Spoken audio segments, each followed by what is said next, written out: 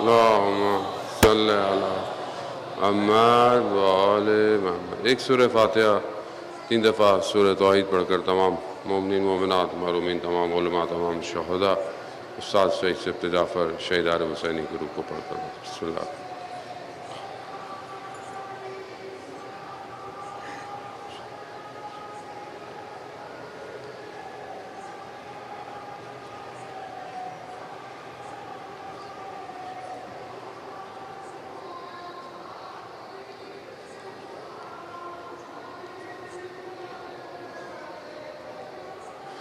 امام زمانہ کی سلامتی کے لیے ایک دفعہ صلوات بھیجیں۔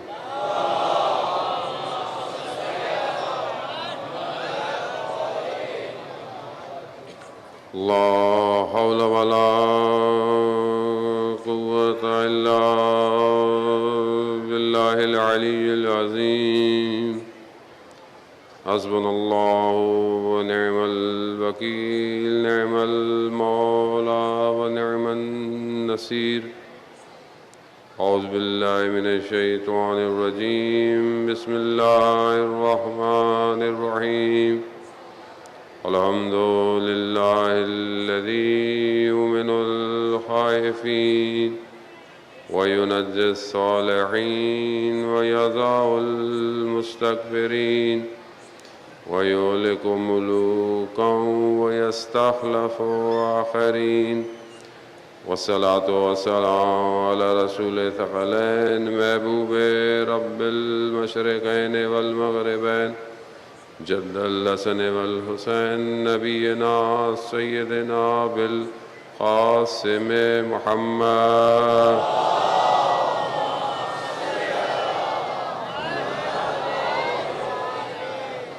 وعلى آلہ الطیبین الطاہرین المعصومین لا سیما بقیت اللہ فی الارضین روحی بارواحنا لتراب مقدم الفدا ولعنت اللہ علی اعدائهم اجمعین۔ بسم اللہ الرحمن الرحیم رب اشرح لی صدری ویسر لی امری واحلل عقدۃ من لسانی یفقہوا قولی اما بعد فقد قال اللہ تبارک و تعالی فی کتاب الحکیم والقرآن المجید وما خلقت الجن والانس الا لیعبدون۔ صلوات بھیج دے محمد وقت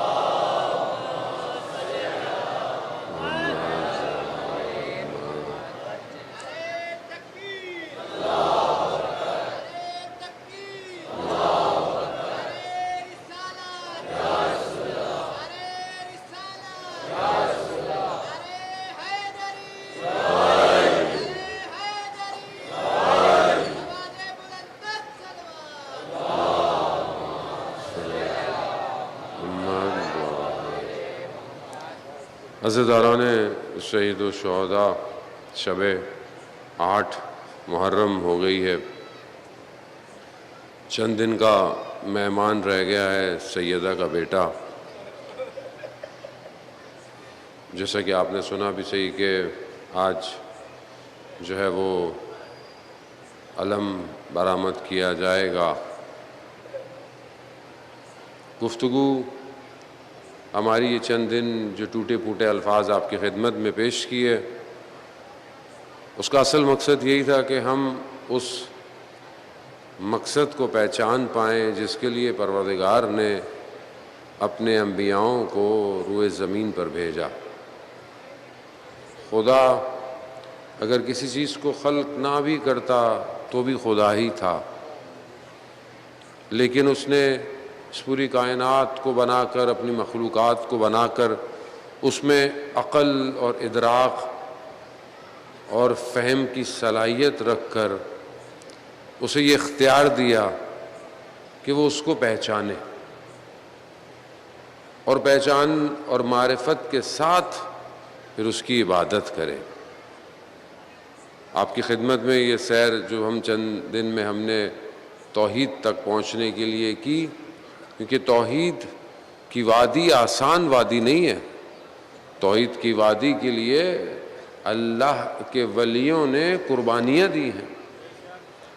خوب محور توحید یا محور مقاومت اس ٹائم پوری دنیا میں یہی مقامت سید الشہداء کی ہے کہ اگر آج سید الشہداء علیہ الصلوۃ والسلام کی قربانی نہ ہوتی تو لا الہ الا اللہ نہیں ہونا تھا، کیونکہ جس طرح سامنے دین کا لبادہ اوڑھ کر لوگ آئے تھے، تھوڑے عرصے میں یہ دین ختم ہو جانا تھا اگر یہ اسی طرح معاملہ چلتا۔ تو یہاں بہت ضروری ہے کہ جب آپ وادی لا الہ الا اللہ میں آتے ہیں تو آپ کو امتحانات سے گزرنا پڑتا ہے، ابتلاءات سے، مصیبتوں سے گزرنا پڑتا ہے، اور یہ مصیبتیں اور یہ مشکلات آپ کو گرانے کے لیے نہیں ہے بلکہ آپ کو مضبوط کرنے کے لیے آتی ہیں۔ جب آدمی ان امتحانات سے گزرتا ہے تو پھر اس کے درجات بھی بڑھتے رہتے ہیں۔ جس نے جتنا بڑا امتحان دیا، جس نے جتنا بڑا امتحان قبول کیا، اتنا اس کا درجہ خداوند متعال کی بارگاہ میں بلند ہے۔ سید الشہداء علیہ الصلوۃ والسلام نے جو قربانی دی عالم زر میں، انہوں نے اس قربانی کو قبول کیا ہے، اس امتحان کو قبول کیا، اور یہ آزمائش جو ہے وہ رسول خدا کی آل کے اوپر آئی۔ یہ آزمائش آسان آزمائش نہیں تھی۔ ایک لمحے کے لیے بھی ہم تو تھوڑے سے مصائب سنتے ہیں، تھوڑے سے پڑھ پاتے ہیں، ٹوٹے پھوٹے لفظ ہیں، کمزور بھی ہے انسان، ضعیف بھی ہے، تھوڑی دیر انسان گریا کرتا ہے، اس کے بعد چلا جاتا ہے۔ ہم اس حالت کو درک نہیں کر سکتے جو سید الساجدین علیہ الصلوۃ والسلام نے کی ہے، کہ ایسے نہیں ہے 30 سے 35 سال گریا کرتے رہے۔ اس کی وجہ اپنے آپ کو اس وادی میں لے کر گئے ہیں، اس مشکلات کو برداشت کیا۔ لیکن اتنی مشکلات، اتنی مصیبتوں کے بعد بھی کہیں پر بھی سید الساجدین علیہ الصلوۃ والسلام نے خدا کی بارگاہ میں شکوہ نہیں کیا۔ سیف سجادیہ اس بات کی نشانی ہے، اس بات کی دلیل ہے کہ ہر دعا جو ہے وہ حمد اور ثنا سے شروع ہو رہی ہے۔ شخص امام جعفر صادق علیہ الصلوۃ والسلام کے اللہم صلی علی محمد۔ خوب یہاں ایک دو راتیں ہی ہماری رہ گئی ہیں، خدا توفیق دے کہ ہم جو ہے وہ آپ کے درمیان میں گفتگو کو کامل کر سکیں۔ اب بھی کوشش کروں گا کہ ایک دو دن ہے ہم توحید عملی کی گفتگو کریں، یعنی پریکٹیکلی توحید ہماری زندگی میں ظاہر کیسے ہو۔ پہلے بھی بہرحال میں چھوٹی موٹی باتیں آپ کی خدمت میں بیان کرتا۔ شخص امام کی خدمت میں آتا ہے، کہتا ہے مولا میری دعا مستجاب نہیں ہوتی ہے، میں بہت کچھ کرتا ہوں۔ تو امام فرماتے ہیں اصل تم دعا میں وارد ہی صحیح طرح نہیں ہوتے۔ کہا کیا مطلب؟ کہا دعا سے پہلے حمد و ثنا اور اس کے بعد بھی حمد و ثنا، یعنی جب تم اس کی بارگاہ میں آ رہے ہو تو مطلب پہلے اس کی حمد و ثنا تو کرو، پہلے اسے کہو تو صحیح کہ پروردگار تو ساری تعریفیں تیرے لائق ہیں، سب کچھ تیرا ہے، تو ہر چیز پر قادر ہے۔ ایسا نہیں ہے کہ خدا ہماری طرح ہے۔ آیت اللہ فاطمی نے فرماتے ہیں کہ جب ہم کسی اور کے پاس جاتے ہیں اور کہتے ہیں جی ماشاءاللہ آپ بہت اچھے لگ رہے ہیں، ماشاءاللہ آپ کی کیا بات ہے، تو اس کا مطلب کیا ہوتا ہے؟ ہمیں اس بندے سے کوئی کام ہے، انسان کی فطرت میں ہے۔ لیکن وہ فرماتے ہیں کہ خدا ایسا نہیں ہے کہ خدا کو ہمارے جو ہے وہ اس طرح کی ضرورت ہے کہ ہم جو ہے وہ ایسے الفاظ استعمال کریں، نہیں، وہ ہے ایسا کہ اس کی حمد و ثنا کی جائے، اور انسان اس کی حمد و ثنا کا محتاج ہے۔ کیوں؟ کیونکہ اس نے خلق ہی اس لیے کیا ہے کہ اسے پہچانا جائے، اس کا ذکر کیا جائے۔ اس نے پوری کائنات کو بنایا اس لیے، مالک وہی ہے، کھڑا وہ اس لیے کرے گا۔ سوال بھی اس نے کیا پوچھنے ہیں؟ سوال اس نے سارے یہی پوچھنے ہیں جو واجبات تھے ادا کیے کہ نہیں کیے، جو حرام تھا اس کو چھوڑا کہ تم نے نہیں چھوڑا، اور اس کے لیے اس نے پورا سسٹم ہمیں دے دیا ہے۔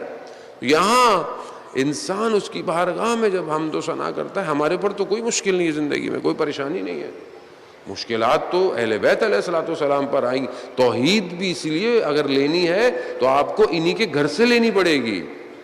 توحید آپ ان کو چھوڑ کر لا الہ الا اللہ، تو پھر آپ کے سامنے ہی ہے جو دنیا میں لا الہ الا اللہ ہو رہا ہے۔ لا الہ الا اللہ کہتے ہیں اور مسلمانوں کی گردن کاٹ دیتے ہیں، اللہ اکبر کہتے ہیں، اور بھی کل بھی آپ کے سامنے وہ مسجد میں جو ہے وہ کے پی کی کے اندر جو ہے وہ کہنے کو تو مسلمان ہے، اللہ اکبر کہا، پھاڑ دیا۔ اس کا مطلب کیا؟ اس کا مطلب ہے کہ یہ لا الہ الا اللہ صحیح دروازے سے نہیں لیا۔ جنہوں نے لا الہ الا اللہ صحیح دروازے سے لیا ہے وہ کبھی بھی کسی کو نقصان نہیں پہنچاتے جان محترم، مگر یہ ہم آج تک سمجھانے کی کوشش کر رہے ہیں، کوئی اس کو سمجھتا ہی نہیں ہے، بلکہ سمجھتے ہیں بس سمجھنا نہیں چاہتے جان محترم۔ لیکن یاد رکھیے جب لا الہ الا اللہ کا آخری پرچم دار آئے گا، پھر چاہے وہ پوری روایات کہتی ہیں اگر وہ پوری دنیا کو بھی قتل کر دے جو اس کے مقابلے میں ہے تو اس نے اسراف نہیں کیا۔ کیوں؟ کیونکہ وہاں توبہ کے دروازے بند ہو جائیں گے، وہاں پھر آپشن ختم۔ آپشن ابھی ہے، ابھی جو پیار سے بلایا جا رہا ہے، محبت سے بلایا جا رہا ہے، آ جاؤ۔ وہاں پر پیار محبت، حالانکہ وہ خود مظہر صفات الہی ہے، خوب اول و محمد، اوسط و محمد، آخر و محمد ہے، لیکن بہرحال ادھر اپنے حدود ہیں، جہاں حدود آ جائیں وہاں پر پھر اللہ کا ولی اللہ کے امر کی اطاعت کرتا ہے۔ امام زمانہ بلند ترین صلوات اللہم صلی علی محمد۔ اب ہم اپنی زندگی میں توحید کو سکین کریں، اپنی زندگی میں توحید کا میٹر کتنا ہے، کتنی پرسنٹیج جو ہے وہ ہمارے وجود میں توحید پریکٹیکل ہے۔ اب انسان کی زندگی میں مشکل آتی ہے، پریشانی آتی ہے، پھر اس کو چیک کرے، اس مشکل پریشانی میں وہ لرزتا ہے، وہ پریشان ہوتا ہے، اور اگر ہوتا ہے تو کس دروازے کو سب سے پہلے کھٹکھٹاتا ہے۔ یہ عملی توحید ہے۔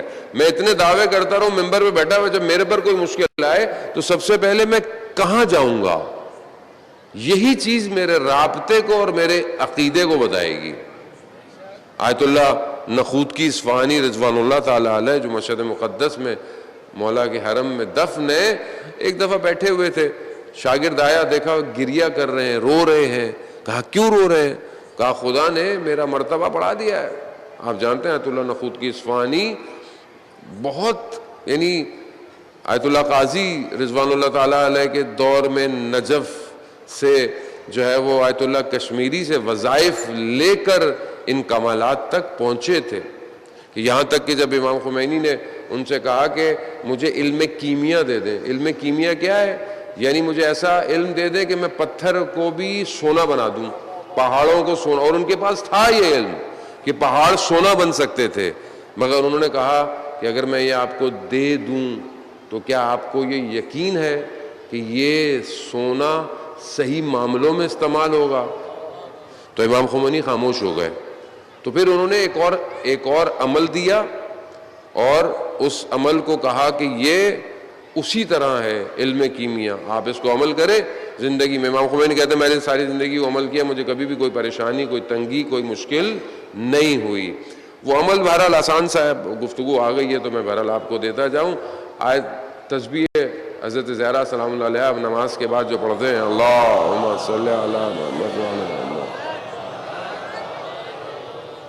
تسبیح کے بعد ایک دفعہ آیت الکرسی ہے، وَهُوَ الْعَلِيُّ الْعَظِيمُ تک، 3 دفعہ سورہ توحید ہے، 3 دفعہ صلوات ہے، اور پھر 3 دفعہ سورہ طلاق کی آیت نمبر 2 کا آخری حصہ اور تیسری پوری، 3 دفعہ آپ اس کو پڑھیں، انشاءاللہ آپ کی زندگی میں کبھی کوئی تنگ دستی یا کوئی مشکلات نہیں ہوں گی۔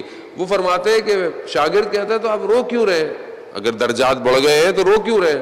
کہا جو میرا پچھلا درجہ تھا اس میں جب لوگ میرے پاس آتے تھے تو میں کہتا کہ میری مشکل ہے تو میں دعا کرتا تھا، مشکل ہٹ جاتی تھی، لیکن اب جس مقام پہ میں پہنچا ہوں تو یہاں مجھے دکھایا گیا ہے کہ وہ مشکل اس کے اوپر مشکل نہیں تھی بلکہ اللہ کا فضل و کرم تھا۔ خوب یہاں جب انسان بڑھ جاتا ہے، اس کا رتبہ بڑھ جاتا ہے تو وہ دنیا کو کسی اور نگاہ سے دیکھتا ہے، اور یہ توحید ہے۔ جتنا انسان اوپر چلا جائے خدا کی بارگاہ میں، اپنے آپ کو رفعت دے، بزرگ ہو جائے، اتنا وہ دنیا کے معاملات کو بہت چھوٹا دیکھتا ہے۔ تبھی تو مولا متقیان نے دنیا کو 3 دفعہ طلاق دے دی۔ ہم دنیا کے پیچھے سے بھاگے مارتے ہیں، کیوں؟ کیونکہ امام جانتے تھے دنیا کی حقیقت کیا ہے۔ ابن عباس سے جو روایت ہے کہ میں ایک جنگ میں مولا کی خدمت میں آیا اور اپنے خیمے میں اپنے جوتوں کو، کفش کو پیوند لگا رہے ہیں، تو میں نے کہا کہ مولا عرب کے سردار آپ سے ملنے آئے اور آپ یہ کیا کر رہے ہیں؟ تو امام نے اسی وقت اپنے نالین مبارک کو جو ہے وہ اس کی طرف پھینکا اور الٹی ہو گئی. کہا کہ میں اس مملکت کو اس جوتی کے تلوے کے برابر بھی نہیں سمجھتا.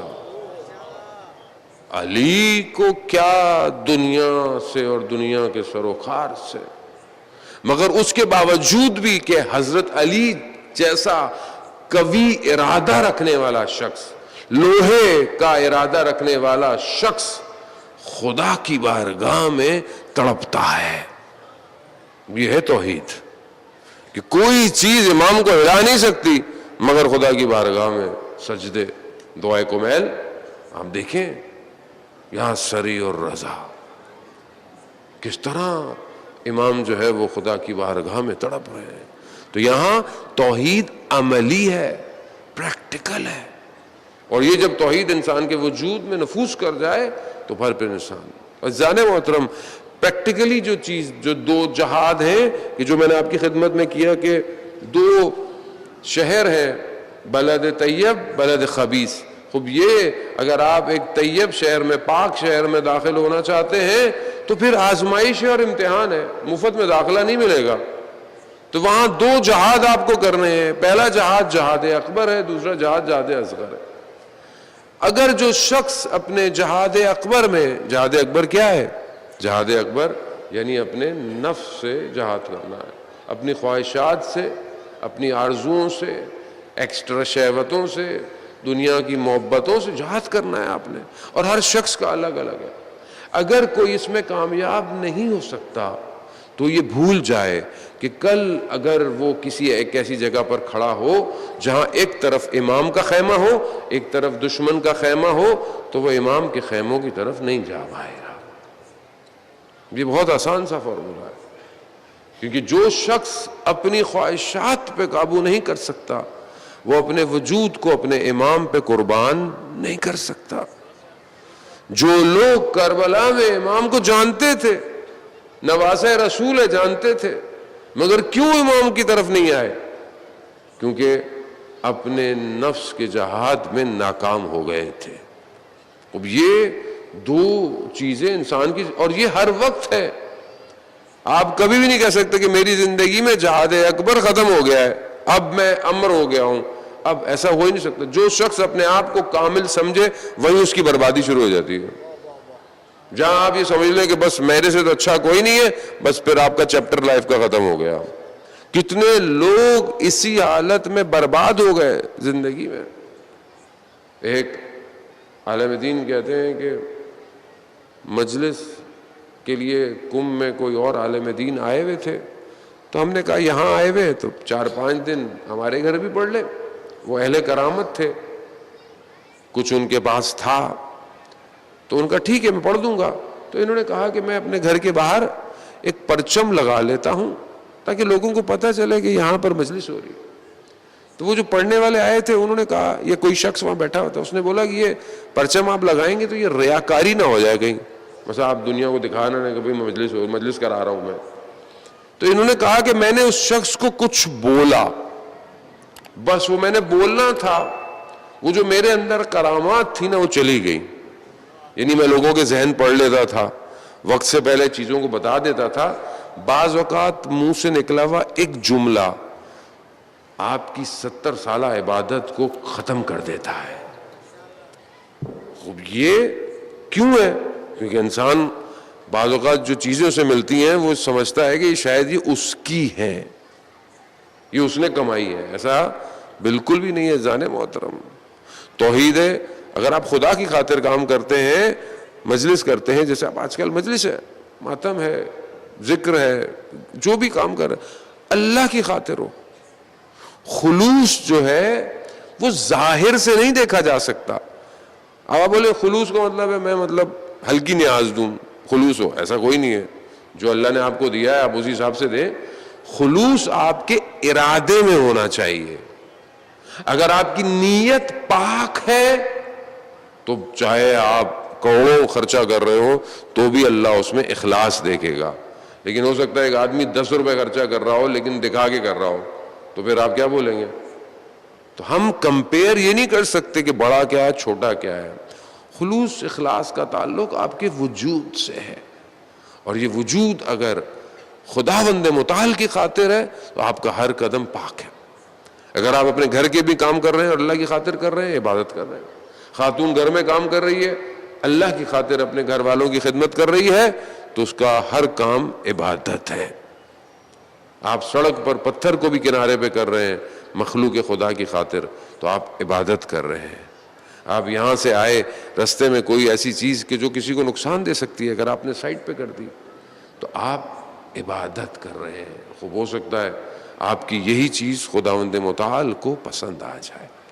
یہاں معاملہ لوگوں کے نہیں ہے کہ آپ لوگوں کو دکھانا چاہتے ہیں, اور وہ خدا کہ جو کسی کا محتاج نہیں ہے, مگر وہ چاہتا ہی ہے کہ اگر اس کے پاس آؤ تو بہرحال طریقے سے آؤ.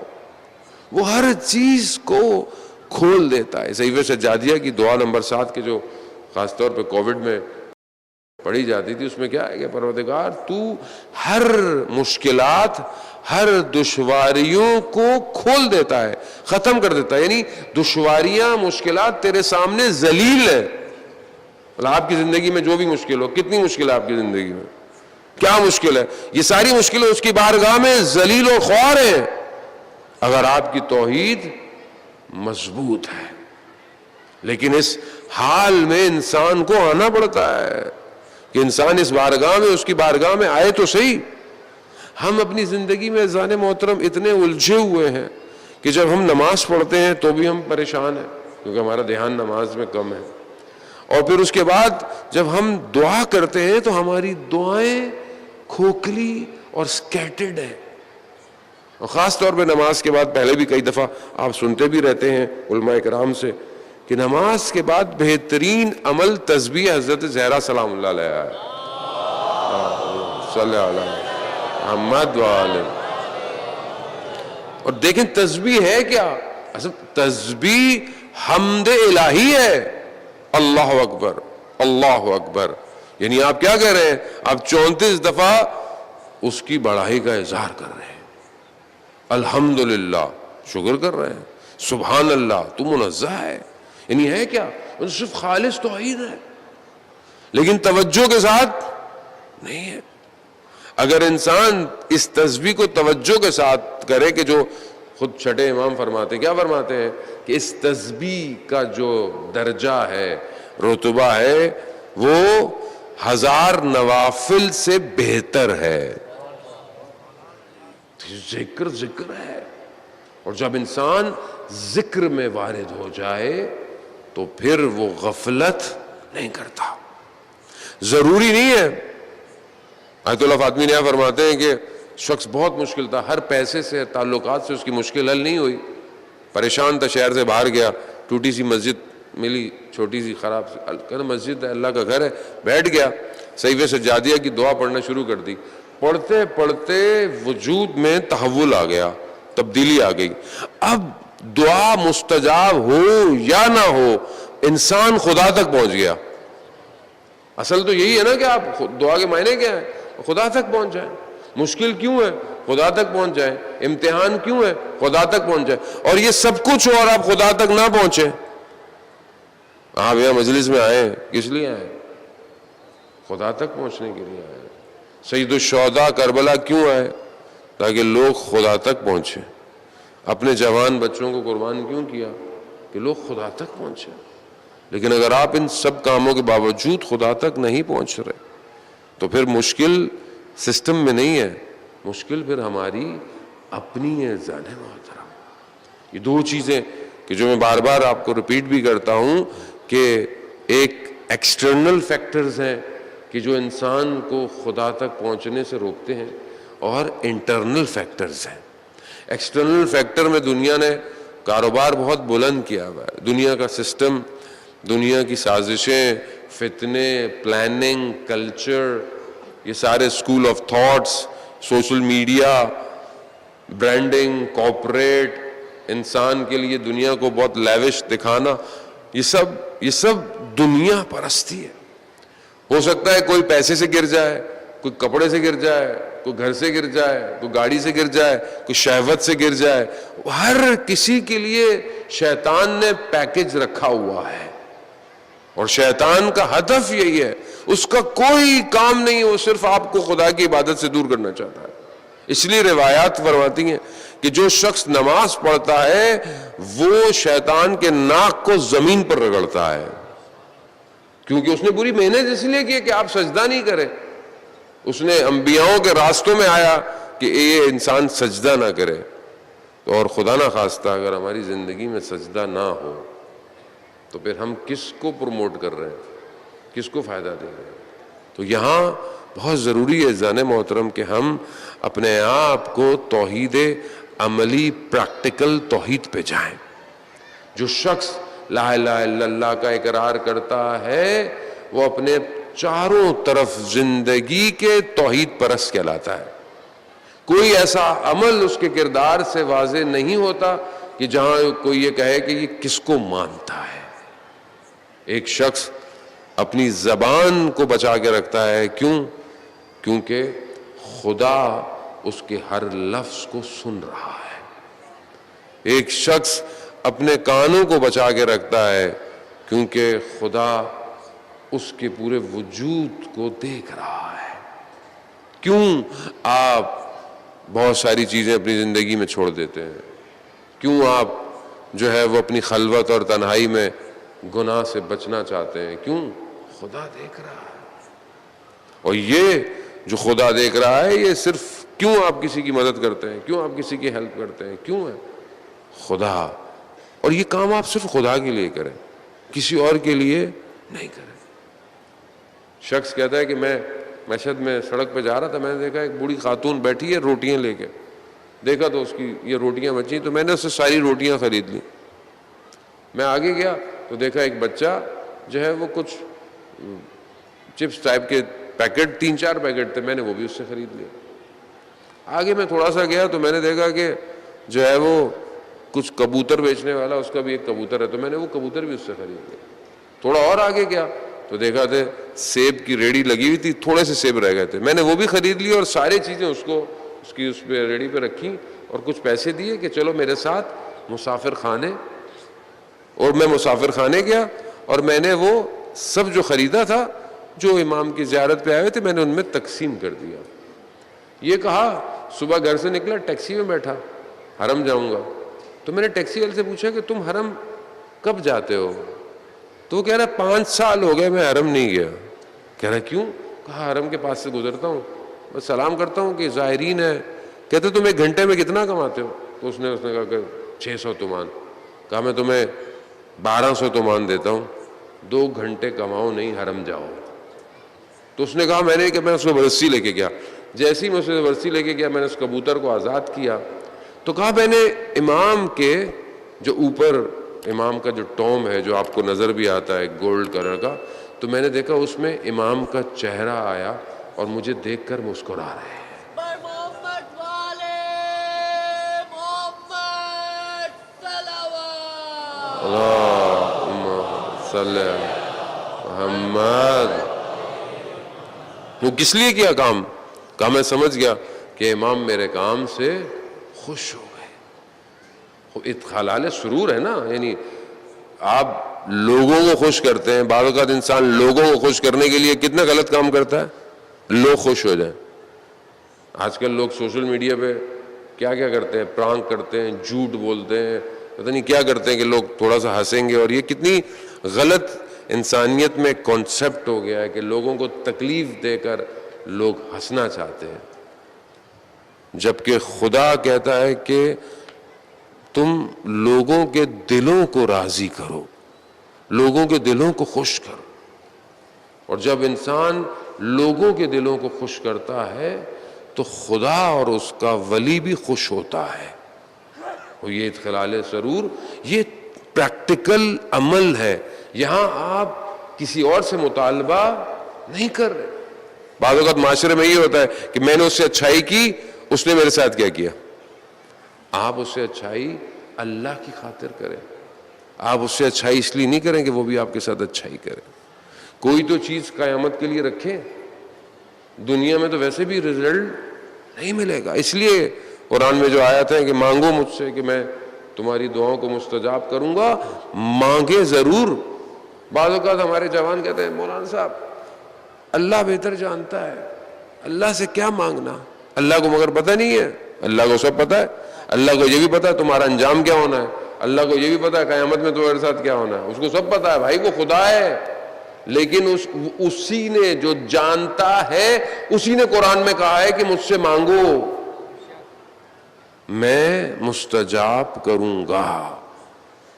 وہ اگر دنیا میں تمہیں نہیں ملے گا تو روایات کہتی ہیں اسی آیت کے ذیل میں کہ خدا تمہیں آخرت میں اتنا ریوارڈ دے گا کہ تم پریشان ہو جاؤ گے کہ یہ نیک عمل تو میں نے کیا ہی نہیں تھا.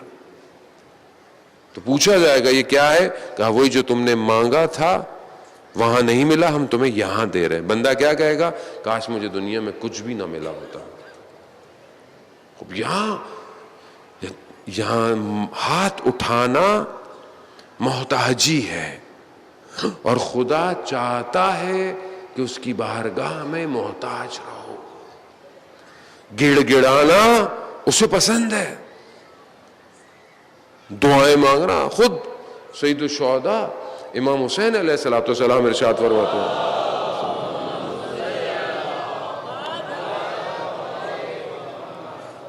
امام دعائے عرفہ جو ہم پڑھتے ہیں روز عرفہ, امام نے اس دعا کو کھڑے ہو کر پڑھا.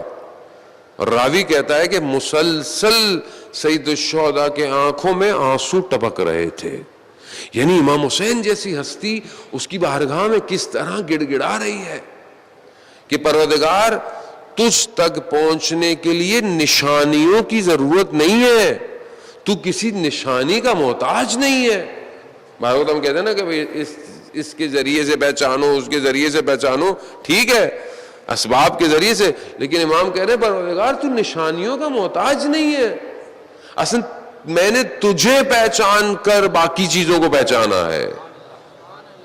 یہ توحید ہے نا, اس توحید میں اور باقی لا الہ الا اللہ میں عزیزان محترم یہ جو ٹیکسٹ ہے ہماری زندگی میں جو سب سے بڑی کمی ہے, میں اپنی زندگی میں, آپ کو تو میں نہیں کہہ سکتا, جو سب سے بڑی کمی ہے وہ اوریجنل ٹیکسٹ کی ہے.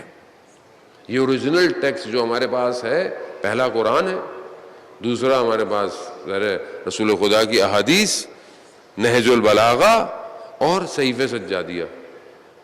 یہ ٹیکسٹ پریکٹیکلی ہماری زندگی میں کم ہے, اور جب آپ کی زندگی میں اوریجنل ٹیکسٹ نہ ہو تو پھر آپ خدا کو کیسے پہچانیں. آج ہماری زندگی میں جو بھاگ دوڑ, مشکلات, یہ کیوں ہے؟ ضعف, ایمان کمزوری, بہت جلدی انسان گر جاتا ہے, بہت جلدی انسان جو ہے وہ گناہ کر بیٹھتا ہے. کیوں؟ کیونکہ یہ ٹیکسٹ نہیں ہے. یہ ٹیکسٹ اگر زندگی میں انسان کے ہو, انسان کس طرح اس کی بارگاہ میں.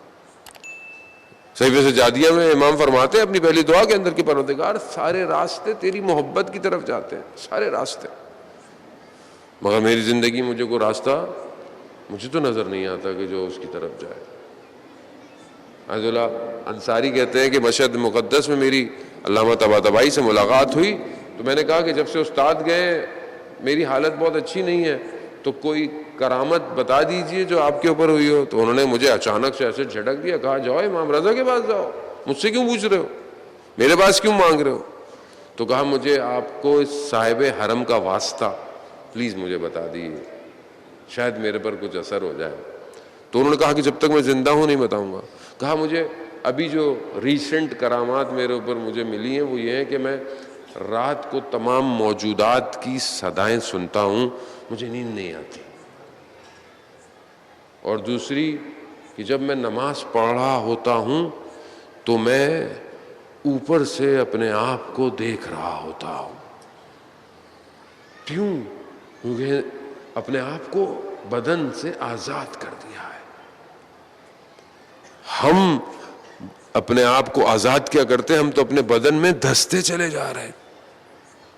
کتنی حیوانیت ہوتی جا رہی ہے معاشرے میں. ممبر کے تقدس کی وجہ سے, معاشرے میں ہونے والی کئی مثالیں آپ کو پیش نہیں کر سکتا ممبر کے تقدس کی وجہ سے، جو آپ خود سوشل میڈیا سنتے پڑھتے رہتے ہوں گے، جو حال معاشرے میں ہو رہا ہے۔ کہاں جا رہے ہیں ہم؟ کوئی خوف اصل خدا ہے بھی کہ نہیں ہے؟ مسلم معاشرے میں، کفر معاشرے میں کوئی چیز ہو تو آپ کہہ سکتے ہیں بھائی مطلب وہاں پہ تو خدا نہیں ہے، مطلب ان کے یہاں خدا تو ہر جگہ ہے، لیکن بہرحال وہ اتنا ایمان نہیں رکھتے۔ اسلام کے نام پر قصور کس کا ہے؟ قصور یہی ہے کہ جب لا الہ الا اللہ بغیر ولایت کے قبول کیا جائے نا تو پھر یہی ہوتا ہے جو ہو رہا ہے آج۔ اللہ اکبر یا رسول اللہ۔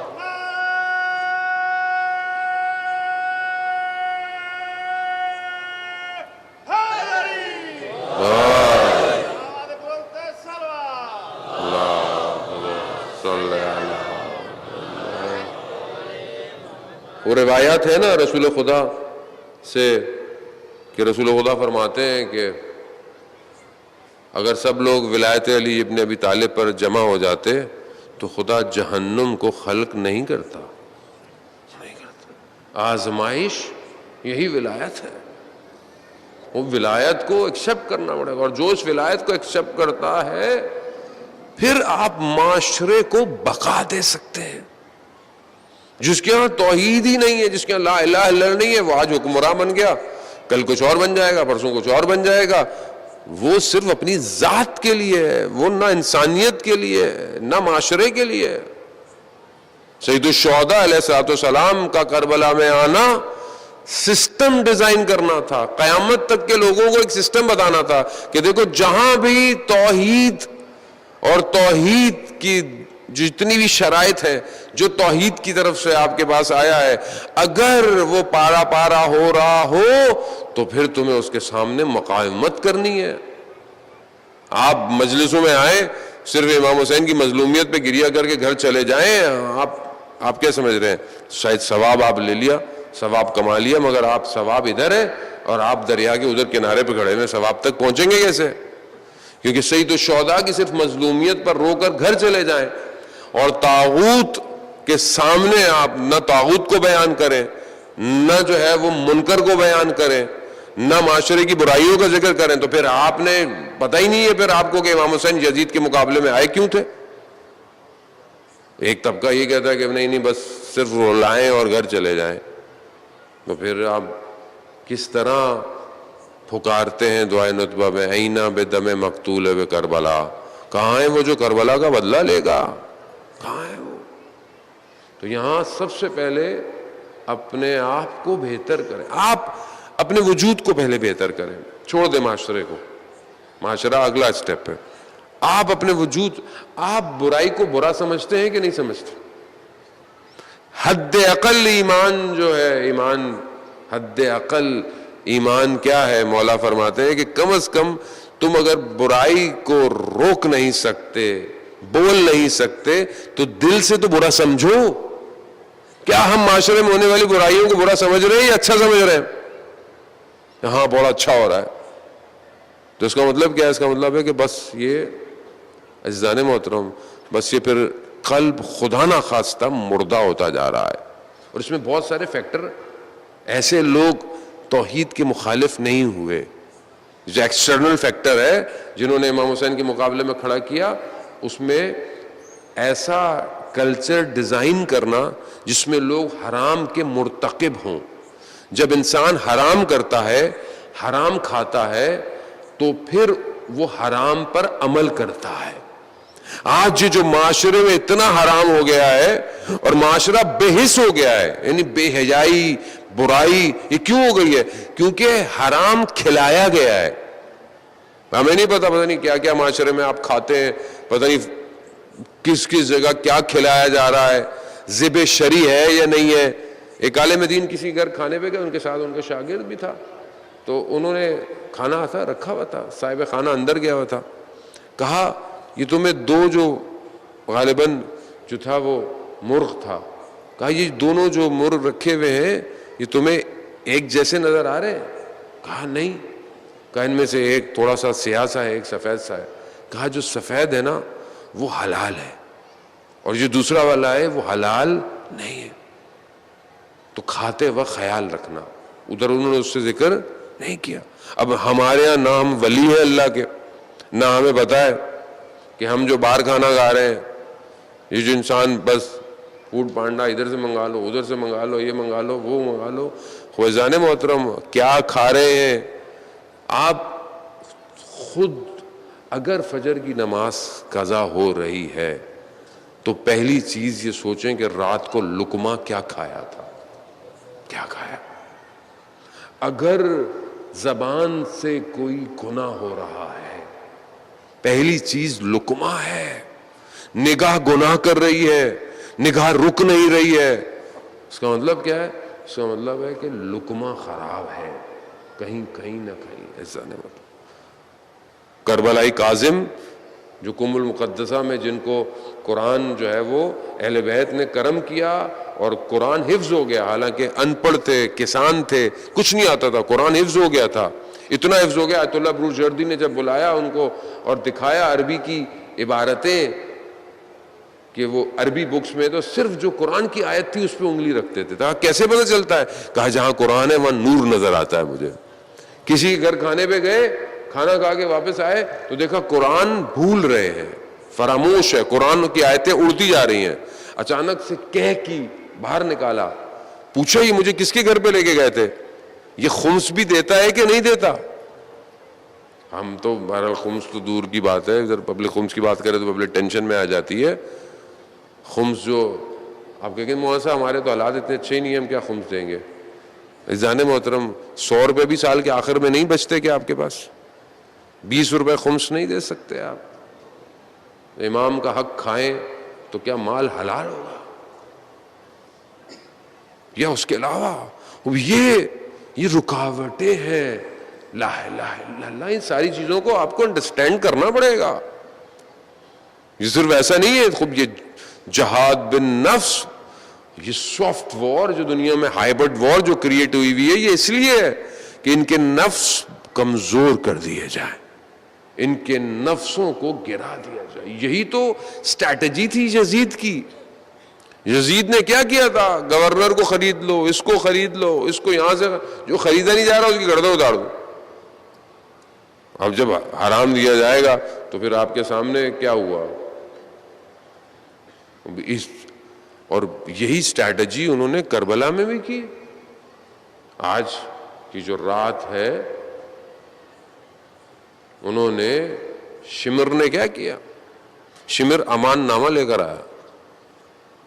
وہی جس طرح پہلے یہ قبیلوں میں بٹے ہوئے تھے تو انہوں نے کیا کیا؟ انہوں نے بولا کہ کیونکہ حضرت عباس کی والدہ کی طرف سے تھا تو کہیں سے اپنی رشتہ داری جو ہے وہ اس کو کہا کہ آپ کو اور آپ کے بھائیوں کو امان دیتے. حضرت عباس آپ کو امان دیتے ہیں، آپ چلے جائیں. مگر عباس کو جانتے نہیں تھے کہ حضرت عباس کو تو مانگا ہی حسین کے لیے گیا ہے.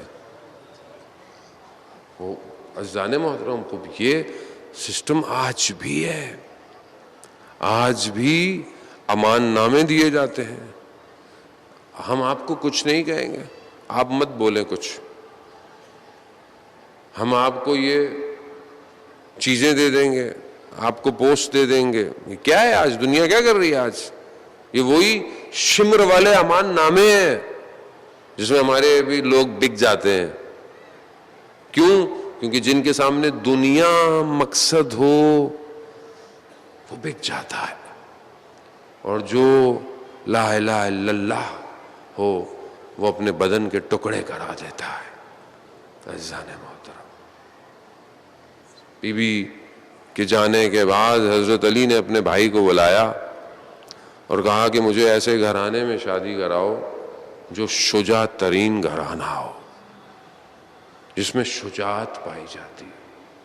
بہرحال انہوں نے بہت ڈھونڈ کے، وہ حسب شناس تھے، انہوں نے ایسے خاندان سے خاتون کو ڈھونڈا اور حضرت علی کی زوجہ وہ قرار پائیں. نام ان کا بھی فاطمہ تھا لیکن جب وہ مولا کے گھر آئیں بی بی کے ادب میں اور احترام میں، انہوں نے کہا کہ مجھے فاطمہ نہ پکارا جائے. تو یہ ادب، اس ادب نے حضرت ام البنین کو کیا بنا دیا، کیا بنا دیا، کیا بیٹے دیے. ام البنین 4 بیٹوں کی ماں ہے نا. ساری زندگی اپنے آپ کو امام حسن اور امام حسین کی خدمت میں گزارا، خدمت کرتے، بچوں کی پرورش بھی ایسے کی کہیں بھی تاریخ مورخ. بلکہ ایک عالم دین نے بیان کر رہے تھے کہ حضرت علی اکبر اور حضرت عباس جو ہے وہ مدینہ کی کوچے میں چل رہے ہیں. حضرت عباس کا قد، حضرت عباس کی بہرحال جو ساخت تھی، مطلب ایک جوان کی طرح، حضرت علی اکبر سے بلند. تو حضرت علی اکبر نے محسوس کیا کہ چچا عباس اپنے چہرے کو جھکا کے چل رہے ہیں. تو کہا چچا آپ اپنے چہرے کو جھکا کے کیوں چل رہے ہیں؟ تو فرمایا علی اکبر آپ کا چہرہ رسول کے چہرے کے جیسا ہے، میں نہیں چاہتا اس کے مقابلے میں میرا چہرہ بلند ہو. اللہ، اطاعت عباس، وفا عباس. دیکھیں نا آج دنیا میں ہر جگہ علم لگا ہوا ہے،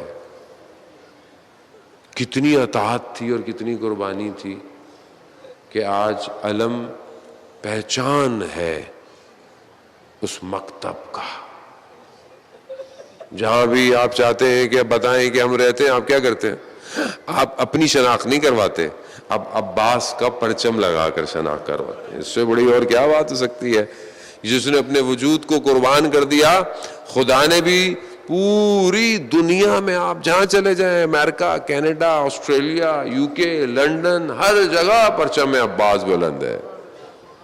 یہ کمال کیسا ہے کہ اپنی ذات کو اپنے امام میں ضم کر دو، خدا تمہارے وجود کو خود بلند کر دے گا.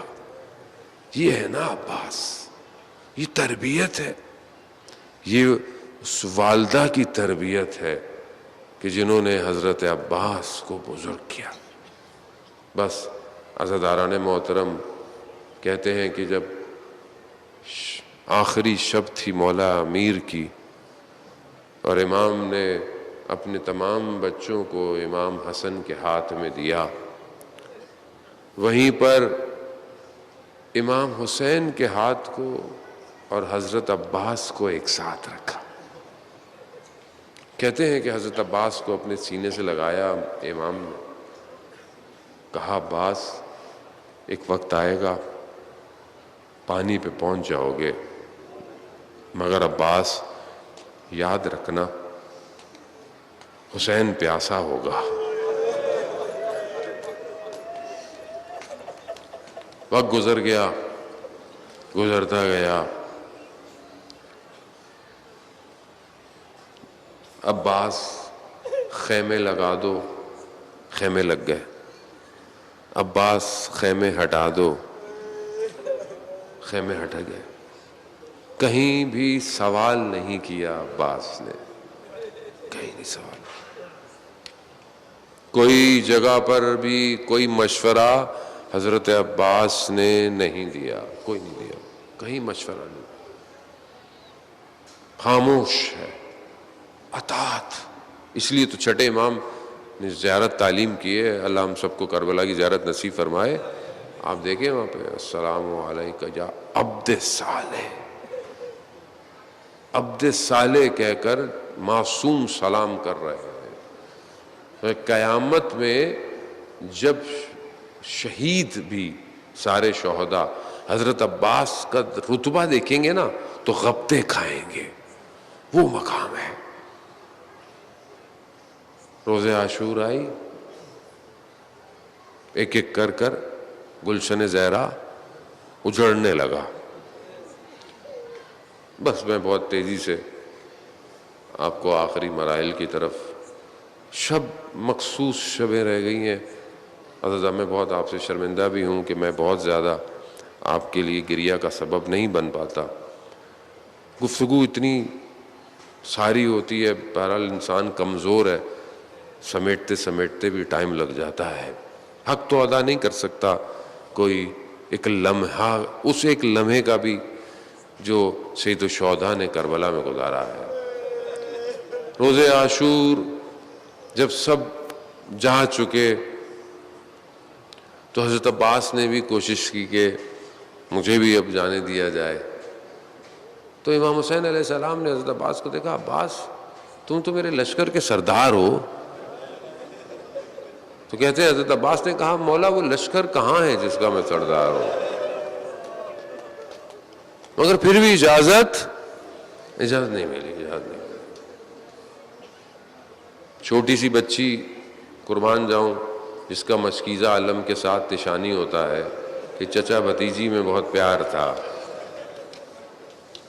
اس نے جب بچوں کی حالتیں دیکھی نا، ہر فرد کربلا میں نا اپنی ڈیوٹی نبھا رہا ہے.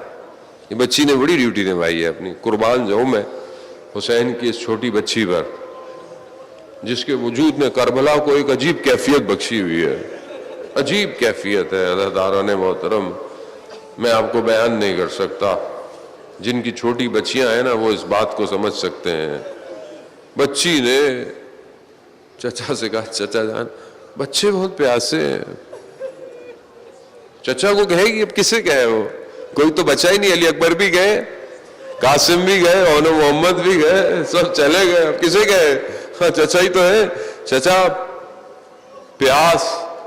چچا نے کہا کہ بابا سے اجازت دلا دو. امام حسین کو بھی اپنے بھائی سے محبت ہے، بہت محبت ہے. ایسی محبت، یہ کم محبت نہیں ہے. عزیزان محترم میں شاید آپ کو ایک جملہ دے سکوں اور آپ سمجھ سکیں، یہ کم محبت نہیں ہے کہ کربلا میں جہاں حسین کا حرم ہے وہیں پر عباس کا حرم ہے. یہ کم محبت نہیں ہے، بھائی تو اور بھی تھے، مگر کیا مقام دیا ہے حضرت عباس کو. پانی بابا سے اجازت لے دو، بابا سے اجازت. بس آئی بچی بابا سے، بابا پانی کے لیے. امام حسین بھی سمجھ گیا، سفارش لے کر آئے ہیں. بس کہا ٹھیک ہے عباس جاؤ، لیکن میرے سے تو اجازت مل گئی ہے، اپنی بہن سے بھی اجازت لے کے جاؤ. کہتے ہیں کہ حضرت عباس بہت باادب حضرت زینب سلام اللہ علیہا کی خیموں میں کہتے ہیں گئے اور صرف یہی کہا کہ میں اجازت لینے آیا ہوں. کہا بھائی سے اجازت مل گئی؟ کہا مل گئی. تو کہا بس پھر بھائی کی اجازت کے بعد کسی اجازت کی ضرورت نہیں ہے. ہاں لیکن عباس جب بابا کا آخری وقت تھا نا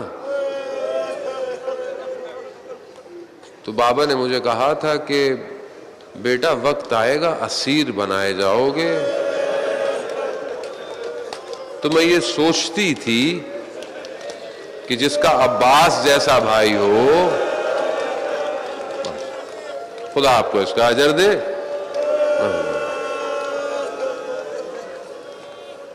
لیکن اب مجھے سمجھ میں آ گیا عزیزان محترم،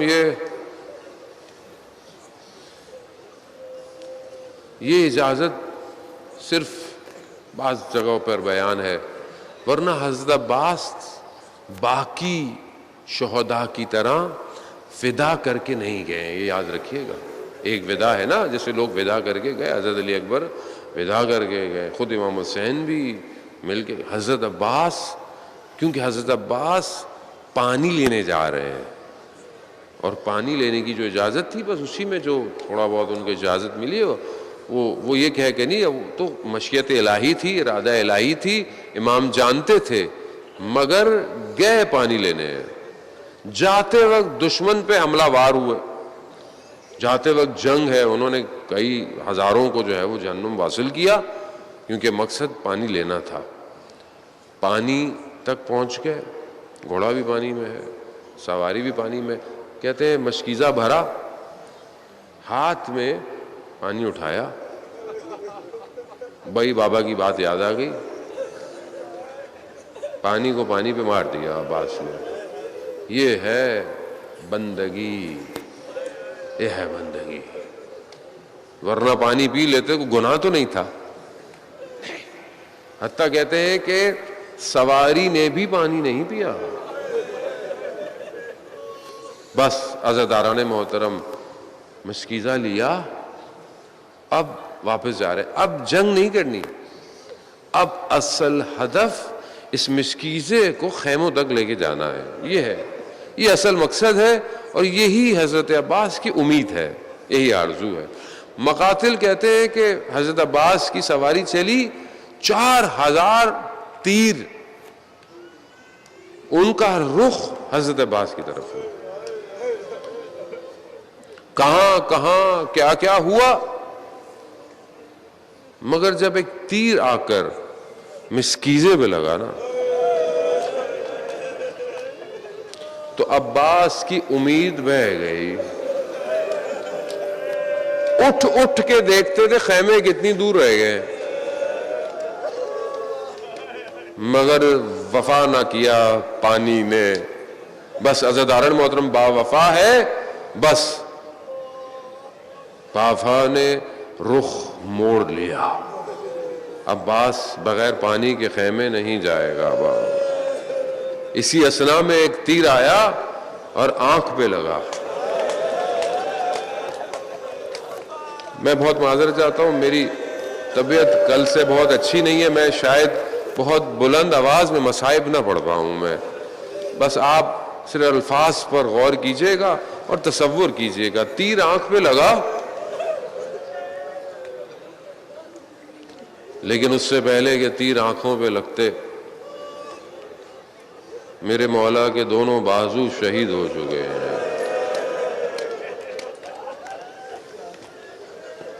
دونوں بازو، اب جس کی آنکھ میں ذرہ بھی آ جائے تو اپنے ہاتھ سے صاف کرتا ہے۔ بس عزاداران محترم مقاتل کہتے ہیں امام نے تیر کو اپنے زانوؤں سے نکالنے کی کوشش، ایسے میں گرز آیا، بس پھر کس طرح یہ ام البنین کا شہزادہ زمین پر آیا نہیں پتا۔ عزاداران محترم ایک ذاکر بڑی مصیبت پڑا کرتا تھا، حضرت عباس کے خواب میں آئے، کہا تو میری مصیبت نہیں پڑھتا ذاکر؟ کہا کیوں؟ کہا میں آپ کے مصائب پڑھتا ہوں۔ کہا تو یہ نہیں پڑھتا کہ میں زین سے زمین پہ آیا کیسے تھا؟ کہا مولا میں کیسے پڑھوں؟ کہا جب کوئی زمین پہ آتا ہے تو وہ اپنے ہاتھوں کے سہارے سے اپنے آپ کو روکتا ہے، میرے تو ہاتھ نہیں۔ بس عزاداران محترم، بس جیسے ہی حضرت عباس گرے ہیں، وہاں زہرا کا لال نے خیموں کو چھوڑا ہے اور حضرت عباس کے بدن کی طرف آئے ہیں، مگر اب ایک نگاہ خیموں کی طرف ہے، ایک نگاہ بدن عباس کی طرف ہے۔ کیوں؟ کیونکہ جب تک عباس تھا تو خیموں کی پریشانی نہیں تھی، اب نہ جانے کس طرح حسین حضرت عباس کے بدن تک پہنچا ہے۔ اپنے بھائی کے سر کو اپنے زانو پر رکھا، خون کو صاف کیا، نہ جانے کیا گفتگو ہوئی۔ بعض علماء کہتے ہیں کہ حضرت عباس نے کچھ سفارش کی، اس میں سے ایک یہ تھی کہ میرے بدن کو خیموں میں نہ لایا جائے، بس یہ کہنا تھا۔ عزاداران محترم امام حسین کہتے ہیں کہ کیوں؟ کیونکہ امام حسین صبح سے بدنوں کو اٹھا اٹھا کے لے کے جا رہے ہیں۔ عباس نہیں چاہتے تھے کہ میرا بدن بھی میرا ارباب اٹھا کے لے کے جائے، تھک چکا ہوگا، پیاسا ہے، زخموں سے چور ہے۔ کسی نے کہا کہ نہیں، عباس با وفا ہے، بغیر پانی کے بدن بھی شرمندہ ہے، مگر عزاداران محترم علامہ بیان کرتے ہیں حقیقت کچھ اور تھی۔ کہا کیا؟ کہا عباس کے بدن کے ٹکڑے ایسے تھے کہ جن کو اٹھایا نہیں جا سکتا تھا۔ ارے وہ آیت اللہ جو حرم حضرت عباس عباس میں نیچے اس معمار کو لے کر گئے. جب وہ معمار نیچے سرداب میں پہنچا تو وہ آیت اللہ کی شکل دیکھتا تھا, حضرت عباس کی قبر کو دیکھتا تھا. کہا کیا دیکھتا ہے؟ کہا میں نے سنا ہے عباس بہت بلند قامت تھے, یہ اتنی سی قبر کس کی ہے؟ کہا یہی بچہ تھا, اسے دفنا دیا. یہاں پر امام نے حضرت عباس کے بدن کو چھوڑا اور اب چلے, ہاتھ میں پرچم ہے, بچے امید سے ہے. اب اس چھوٹی بچی نے کیا دیکھا کہ صرف علم ہے. چچا کہاں ہے؟ کہا بابا. چچا کہاں ہے؟ کہا چچا نہر فرات.